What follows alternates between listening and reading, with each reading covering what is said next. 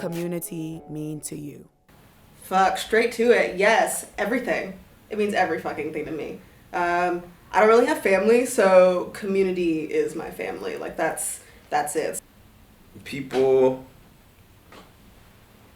trying to work together to occupy the same space and in a positive way, I guess. Yeah. It's just unity. One, it's a collection of people that are unified. Different groups of people that are making up an environment. You know, community can be small or large. We have a community of poets. I'm a poet, so we have that community, and then you got the black community. You got little communities in that community. It's a group of people who look out for each other. Like, I can't do anything by myself, period.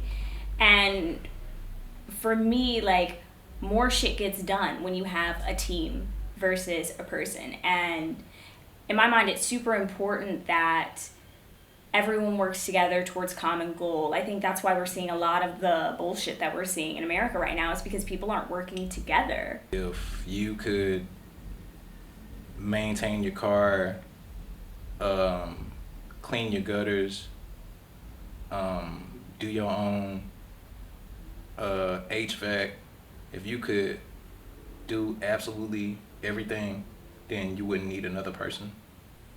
It provides space for actual like expression, for safety, for longevity. There's a lot more opportunity when you have different facets of like your circle that operate in all of these different ways that you wouldn't be able to. So like you become liberated in community. People that I have found in my community are the people that have seen me as me. It's not some like watered down bullshit or tokenized shit. It's my people that I can talk to you straight up and be able to like check in with each other and like be able to be honest and have like a continuous like check in with. My community is where I get work from. It's where I learn from. It's who I hang out with. It's who I argue with and get perspective from. Community is it shapes who you are and you shape it. I have really strong connections with my biological family. Most of my strong connections are with people that I've met along the way. And that feeling of family, that feeling of closeness and togetherness is so important because, I mean, as humans, we're a social species. It really resonates with me, you know, when they talk about, I think it's a South African term, Ubuntu. You know, I am because you are, or I am because we are. You know, I think that really kind of hits at the heart of it because, you know, what leaf is not a part of a branch? It's not a part of the tree. It's not a part of the roots. It's not connected to the forest, you know, or the other tree. So, you know, no leaf, you know, is in and of itself just valuable just because it is, even though it is. How can you protect your community? How can I protect my community? I don't know. That's broad. When it comes to being protected, it's also a sense of being aware that you're not protected too. Like it's like what does protection really mean in a sense of, is it an assurance of knowing that you're protected, or is it like a physical thing that's set in place to know that you're protected? Is it just knowing that your friends or your family or whatnot, the people that surround you, even acquaintances, whatever you want to call them, do they see you and you know when you see them in a sense of knowing, no matter if it's like internalized or externally, do you know or do you feel that the protection is there, regardless of which way it is? So I don't know, just to, I guess in general, respect it and respect the people in it. And Protecting your community means being honest, being introspective, and then also being critical in a positive way. And you know, we throw the word community around like it's easy or like it's simple, like neighborhood, community. Just because people are living in the same space doesn't necessarily mean that they're communal with one another or they even recognize or see each other. So, you know, I think that there has to be an effort. I know I can see who's not getting help, and especially in North Nashville. And then, and just making sure that like everyone fed, everyone got some stuff to be taken care of, some plant friends to feel good. What does it mean to feel safe?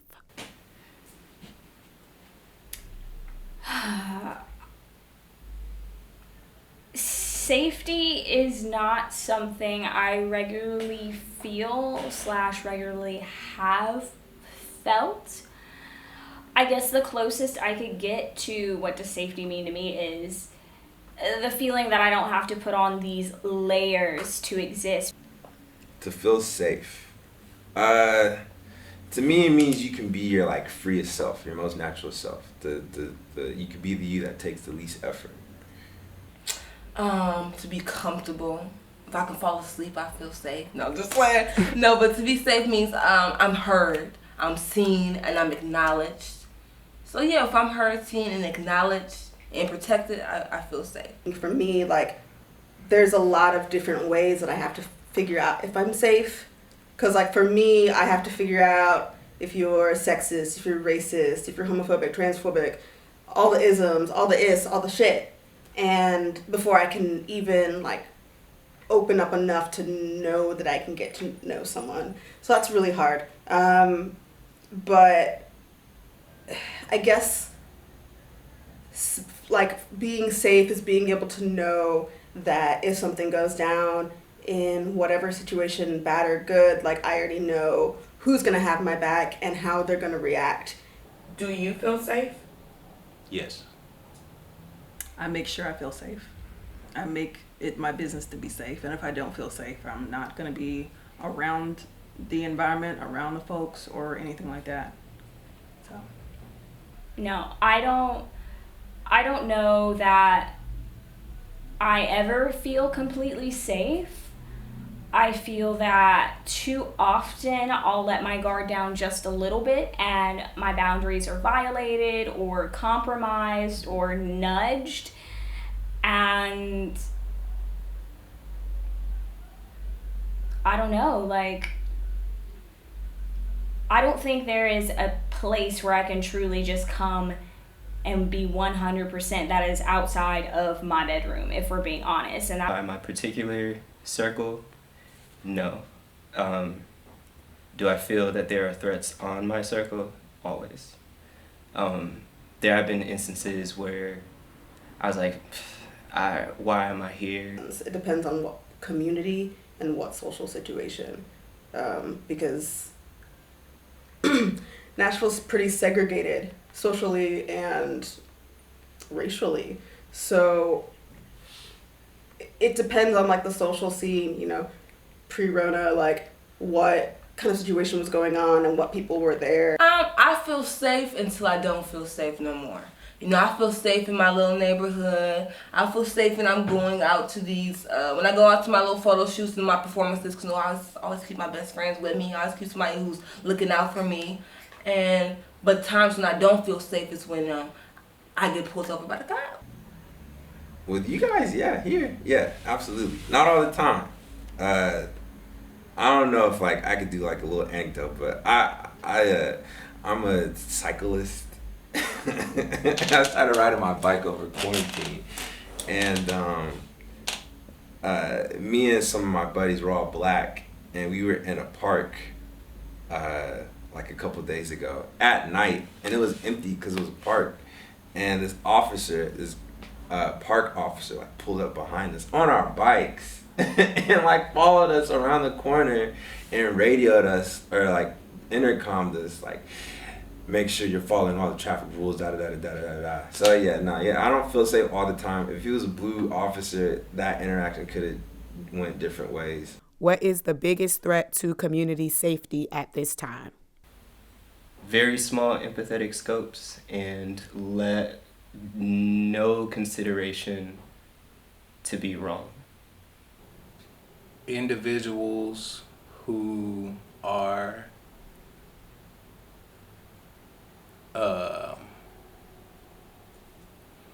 individuals who think that they're right and everybody else is wrong. Individuals who think that their way of thinking is the only way of thinking and the correct way of thinking? I don't think that people kind of commune and talk enough and have enough difficult conversations, because it's hard to do, but that's an important part about community is having tough conversations. We're not all on the same page. We're bashing, we're canceling, you know, we're not listening, we're not waiting, we're not researching. You know, everybody at first was on the same page, and then they just kind of splintered off into their different little groups of, I don't know what.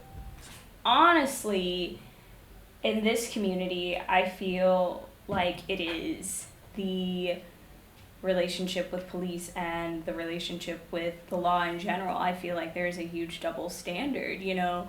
It's almost like we're living in two different worlds. One half of people see law enforcement and whatnot as safety. They see them as protectors. And then you have people like us who, you know, a cop pulls up behind me and I'm sweating for 45 minutes making sure I go to above or below the speed limit so I don't get pulled over for DWB. Like, honestly, in my opinion, that's the biggest threat to our safety. It's law enforcement.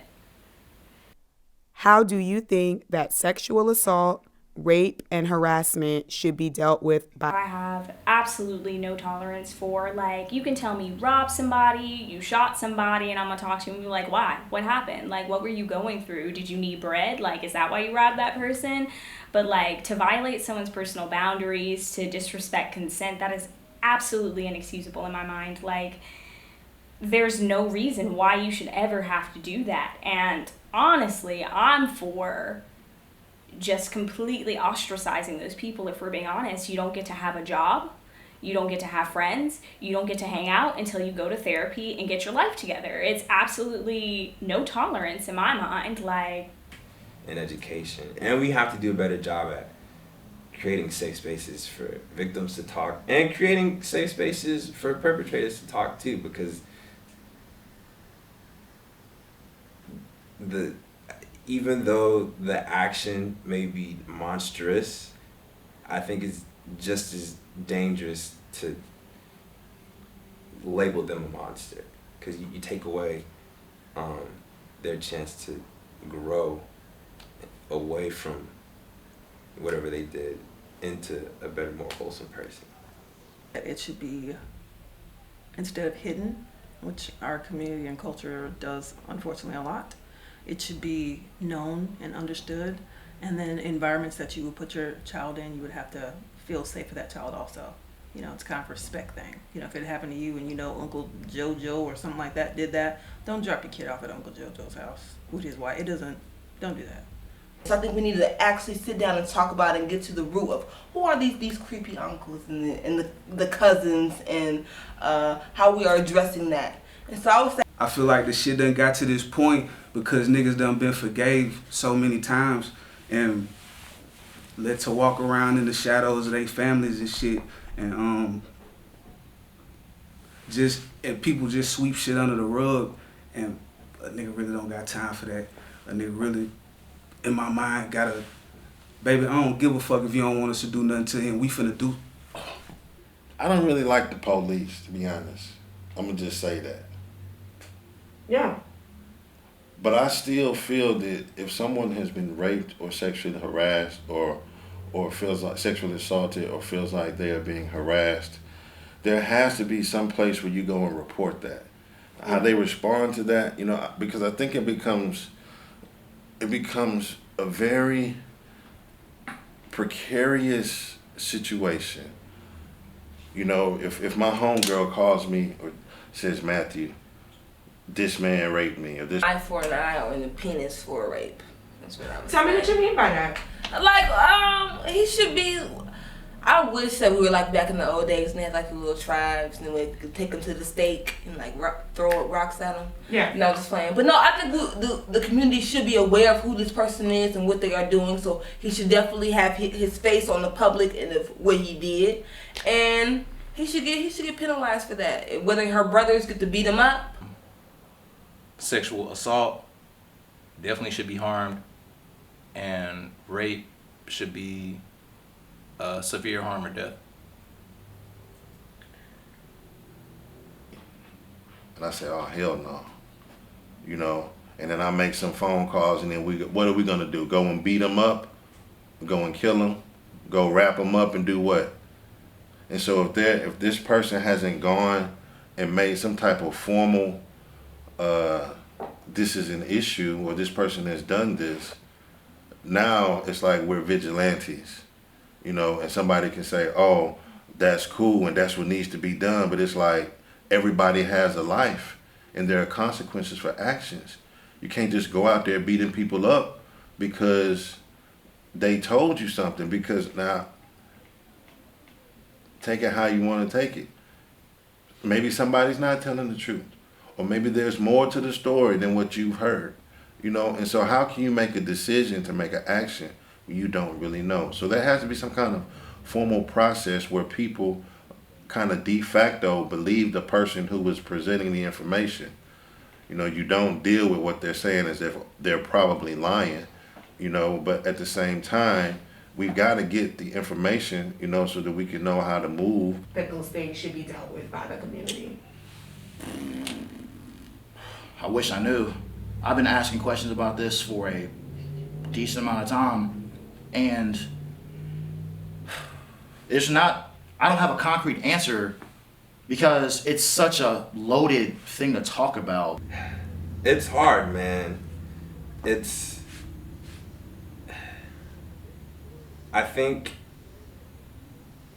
every situation is going to be different, and every situation is going to have to be handled different, ideally.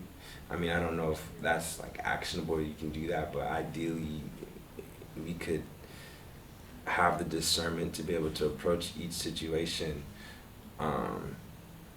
independently and with the care it takes to handle stuff. In general, how should it be handled? I don't know. I mean, obviously the victim is the first and foremost priority. Well, first and foremost, like, whoever's been harmed, they need to be squared away. And there needs to be like the space for that person to even say, like, listen, I feel like this. I feel that this will make me whole in this situation. But then there also needs to be, you know, moving forward, there needs to be like active, you know, movements for rehabilitation. Like, we're all learning this shit. Some of us already knew for a very long time. And, but there has to be a level of like patience, but active, like, you know, let's gut this thing. Like, if we're tackling it, then let's not recycle the shit that we felt like we inherited. You know, that we're in a new age. Well, we have to I think one of the biggest things that we get wrong is that the people who are abused don't feel safe talking about their abuse to the people who they should be able to talk about it with. Things that we can do better is, one, not push so hard for the survivor to give all the motherfucking details, and especially not over and over. Don't do that. Don't fucking do that. Like, that's trauma. That's so infuriating. Like, that's just not what we're doing. And you're helping, like, you pushing that kind of conversation and having that kind of resistance for that person really makes it harder for other people to want to come out and speak about what is going on with them, and further hurting them and dealing with their own trauma alone. So, and people know that I'm going to talk about it, and that's, you know, lost me gigs. There's artists that won't work with me again, and that's fine, because I don't give a fuck. Like, I got my shit to do, and like, it's just, you know, me being as transparent as I fucking try to be. Like, I've made people mad. I've had people take jobs, gigs, money away, and, you know, as much as that, you know, hurts my wallet and hurts like what I'm trying to do, I'm not trying to build anything that I do with any kind of help from someone who is hurting other people in my community. Because, you know, I've grown up with that shit. And if I know about some shit, I'm never going to let anyone that I know and in my vicinity, in my community, I'm not going to let that happen. Inform that I'm aware that you violated another person, and ultimatum that you make amends for what the fuck you did, or disassociation. I don't feel like I'm at risk of rapist niggas coming around me if they known rapists, just because I probably repel that. But it needs to be known if we gotta get ID cards for niggas or make a goddamn shade room just to alert people, or like a black people scoop or something. I just want people to be informed with who they dealing with.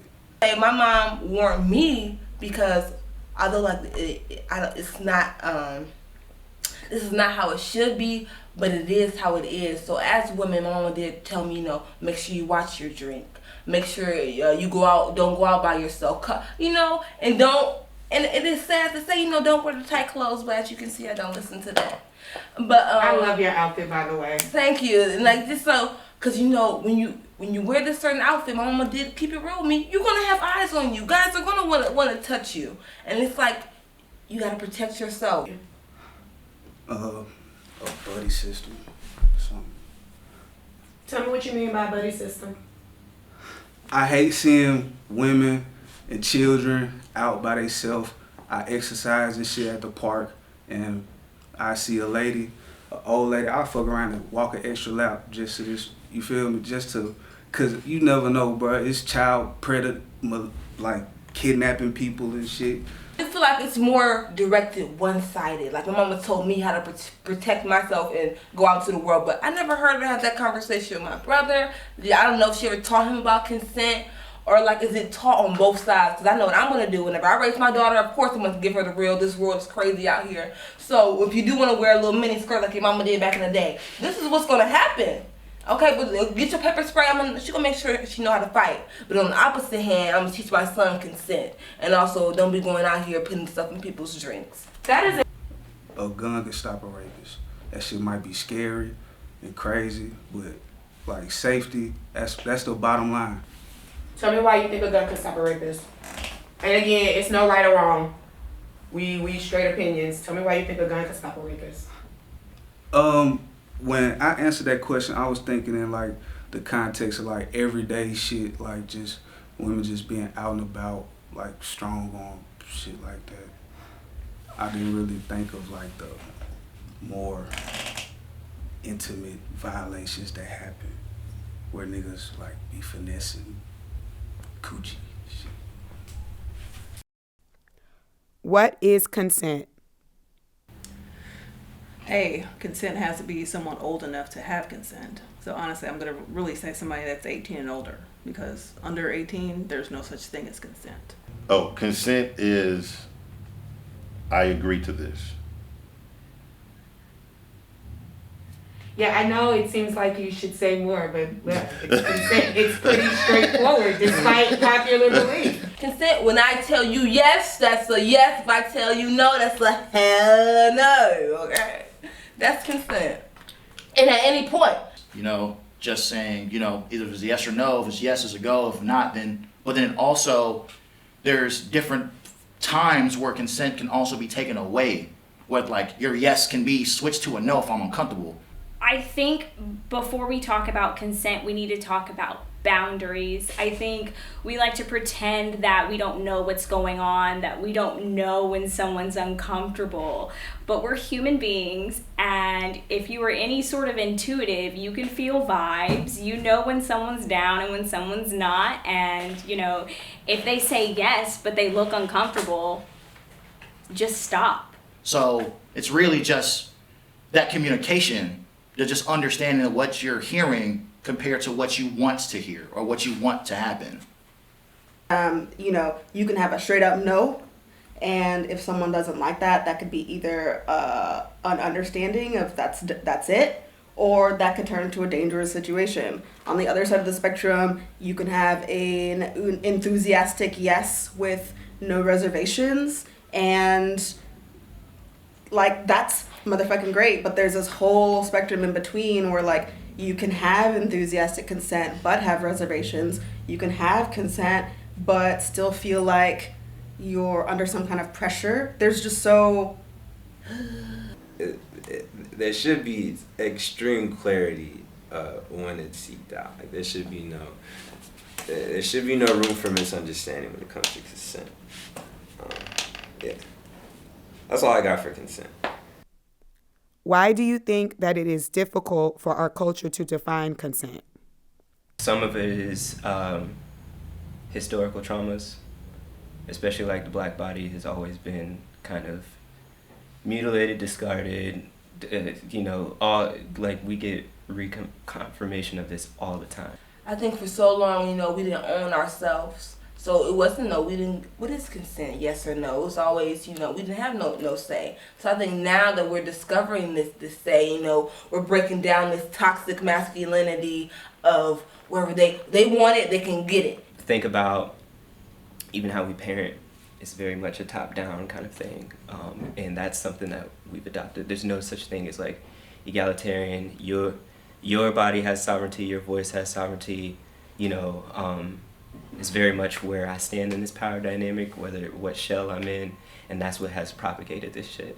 This kind of stereotype of, like we were watching Grease the other night, and they have that song, "Did she put up a fight?" Like there's this whole like Eve stereotype that women are supposed to be chaste, that, we're supposed to be like, oh no.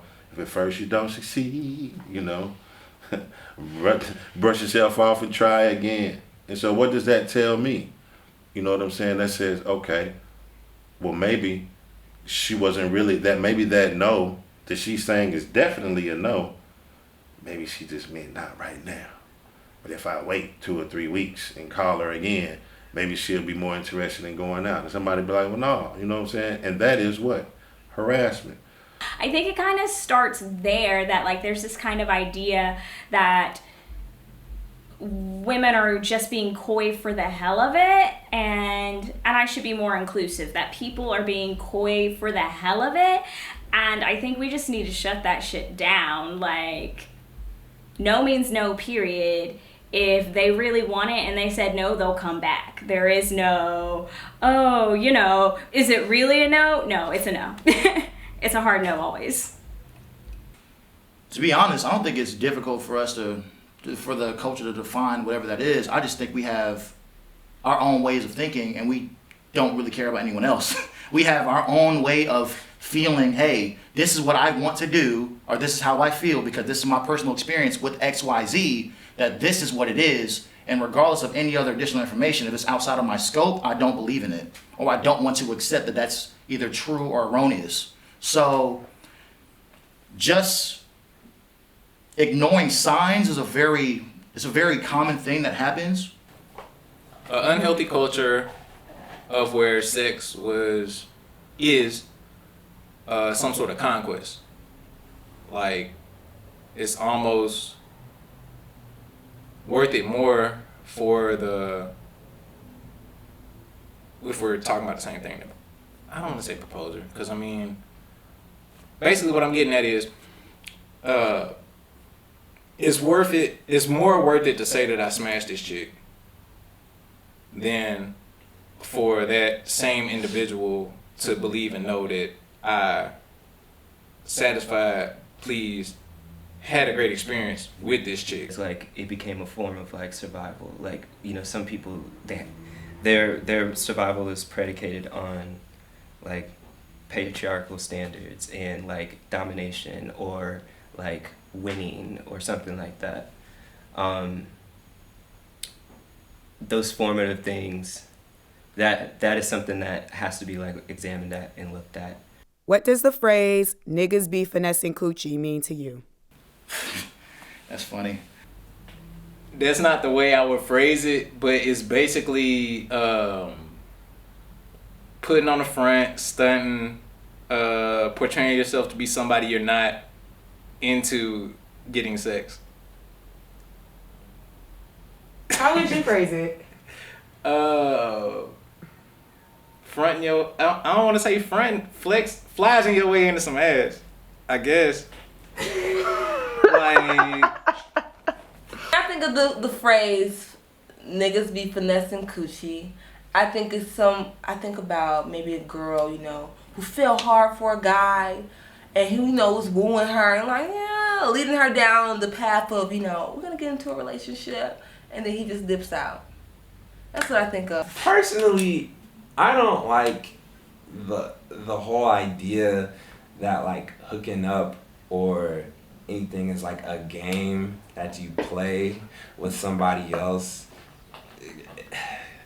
Cause I don't like the idea that it's some sort of like competition and you like press the right buttons or you say the right things and you say X, Y, Z, and then you get someone to do whatever you want them to do. Like Trying to talk a certain sense of like ethereal type of shit to make it seem like that you're so much more conscious or whatever the case, to make it seem like that you're just this all-knowing individual that just make you feel like you're smarter than what you really are even at times too, just so that you can like make it feel like, hey, I'm doing this, I'm talking this way, so obviously I'm different than these other guys. So since I'm different, you should go and mess with me because I am seen as different. So it's just one of the things I've sort of noticed. I believe, you know, I'm waiting. And, you know, you gotta study that guy. You know, a guy gonna tell you who they are the longer y'all hang out. So whenever you feel like he's gonna be real, and you feel like you know him enough, and you want him inside of you, because sex is a spiritual transaction. So all the people he slept with, and all the people you slept with coming together, if you wanna add that body and that spirit into your spirit, then yes. So that's why we can hold out, because I don't think no guy who just wants the coochie gonna stick around you for years to get that coochie when it's everybody else, you know, throwing the coochie out. So, if that makes sense. Do you think that cancel culture helps or hurts the cause, and why? I think cancel culture done how we do it definitely hurts the culture, because we just throw away a person, I feel like. And, you know, we need to have that grace, because, you know, people do mess up. That's what we people. Now, nothing is ever going to be perfect with us involved. Both. Tell me why. So it's great because, yeah, if some stupid ass motherfucker doing some shit, yeah, I'm done. No questions, done. Like, you made people feel unsafe, you got away with it, you had some privilege to do whatever. But what's dangerous with cancel culture is that some people just want to do it. Do the shit. Can you even cancel somebody for real? What is the thing that's set in place for this to be canceled for real? Besides just, okay, the conversation stopped, we see this person. So whenever you say someone's canceled, like, what's the repercussions of being canceled? Because you can just say you're canceling somebody, but they can always just pop back up. Now you see them in person again, now what? It totally hurts it. Tell me why. I mean, it hurts it because you're scared to really speak your mind, even if it's the truth, you know? So I think that's a really big deal. It makes you not want to do that because, you know, it makes you not want to speak up about anything. Especially people on Twitter. You know Twitter. Like, people so quick, they have nothing to do except wait for one slip up, one little thing of bullshit to get shitty about. And it reminds me of like the Salem witch trials, you know, because somebody says something. People haven't verified what's been said, but everybody's ready to burn this person at the stake, you know, and it builds this momentum where it's like, are you gonna even hear the other person's side? Or everybody's already made a decision? Then I was saying before, like, what is knowing? Like, what do you know? So we live in an age of the internet where we have so much information in our fingertips that we don't just go off. We just hear this thing and then we just run with that. We don't hear like the first thing we hear, like, oh, this person did XYZ, and then we just, okay, XYZ, this is the thing, we're just gonna run with that agenda now. But I don't think anybody should be thrown away. I think people should be thrown away if they're allowing themselves to be trash. And those are the folks that, like I said, are not making that conscious effort. But like to just jump on, you know, I get it. Like passions get flared up, and you want to get on the glory train, and you like, no, we need to burn it down, you know, whatever. Like I fuck with that. Like I have that energy within me too. But like, you know, what is the precedent that we're setting when the first thing we're doing is like loading up the bayonet and we getting ready to like. You can't just throw away the things that are ugly and the things that are broken and hurt.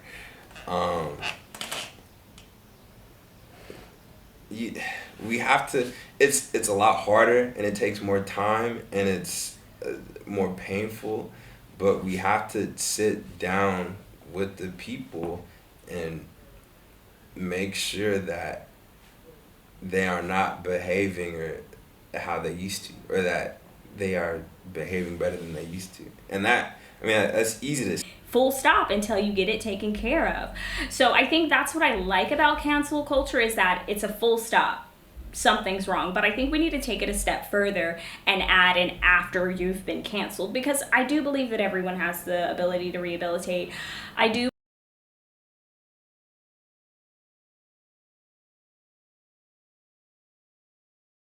This is good, but I think definitely. Oh yeah. This is so far from. What it was is that I couldn't think of the word that I wanted to say. I knew what I was trying to articulate, but I could not think of the word. And then I think what I'm going to hit is I'm going to say something about how it was really important for us to have this conversation on a community level, because whenever it's brought up nationally, we just hit like the high points, but we wanted to talk about more of the nuances of this subject. Yeah, definitely explore. Yeah, cool. Okay, here we go. Alright. Hello, my name is Deja Lido and I am the DP as well as the editor of this project. And hi, my name is Atia Hodges. I'm like the brains and maybe the ideas and the interviewing behind this project. We came together and we decided to do this because there were some incidences that took place in our community earlier this summer where there were just some concerns about rape and harassment and sexual assault, and those are areas that are always concerning, not only just for the actual incident themselves, but what we also noticed and were a little perturbed by was just the response in the community as far as what people thought and what people were saying when things like this were being brought to light. And so this docuseries, documentary type situation, it's really more of a community interview because we wanted to talk with Nashville specifically about what it is that we can do to deal with this issue of sexual assault, harassment within our community. We know that these are not good things to be doing. However, if it were that easy, we just wouldn't be doing them. So obviously there's still a lot more work that needs to be done. And part of that work includes having the conversation and actually being comfortable about talking about these things. And so this video that we made is an attempt to start dialogue about what we feel is a very important subject within our community here in Nashville. Yes, and we really felt that it was important to explore this because most times people talk about the incident between person A and person B, but we really want to talk about how the community sees it as a whole, because that's a little bit more nuanced and it really explores the problem, not the people.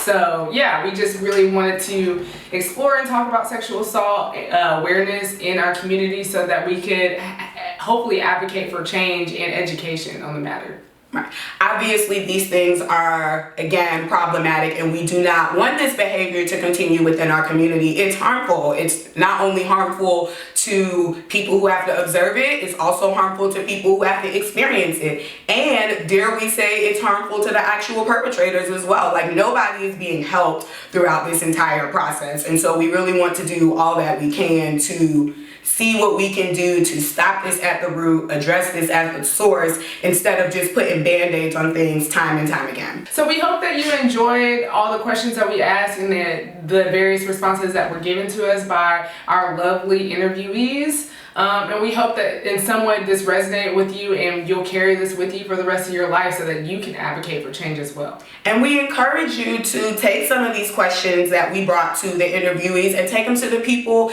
that you know. We know that there's no way that we could have everybody in the entire community of Nashville on one video. So take this to other people, have the conversation, start the dialogue. Let's get to work. Cool. Bye.